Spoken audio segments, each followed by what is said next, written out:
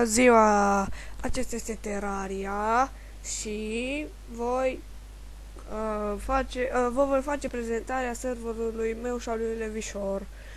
O să vă las în descripție, adică description, toate datele de rețelele de Hamaki și da,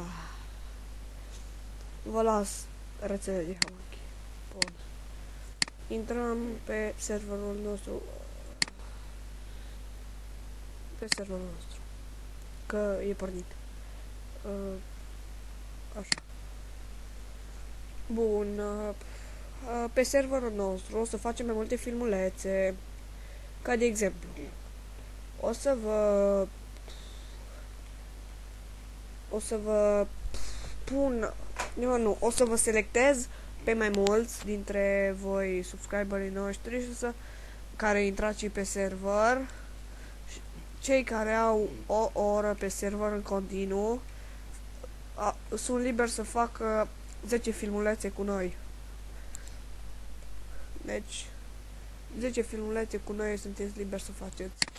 Sau nu știu, mai multe. Poate hotărâm noi câte facem. Poate facem mai multe, dar mai puține nu cred. Că nu e corect atunci.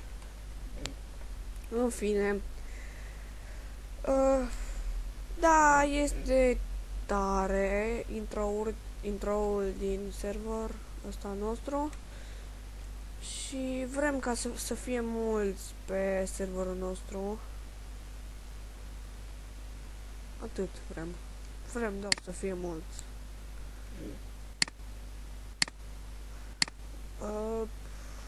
Și cam atât vă putem zice. Da. Vreau să vă spun ceva.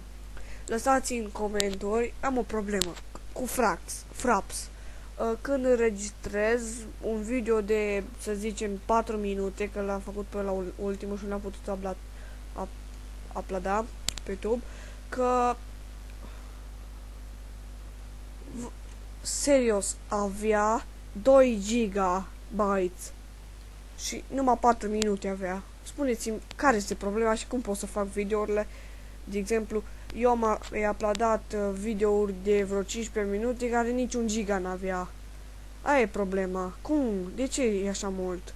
Vă rog, spuneți-mi în comentarii cum să remediez problema, că nu vreau să stau și în urma urmei nici nu pot uploada 2 giga și ceva.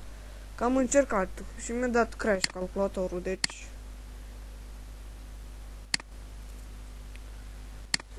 Asta e toată problema. Eu v-am prezentat serverul meu. Asta a fost tot. Pa!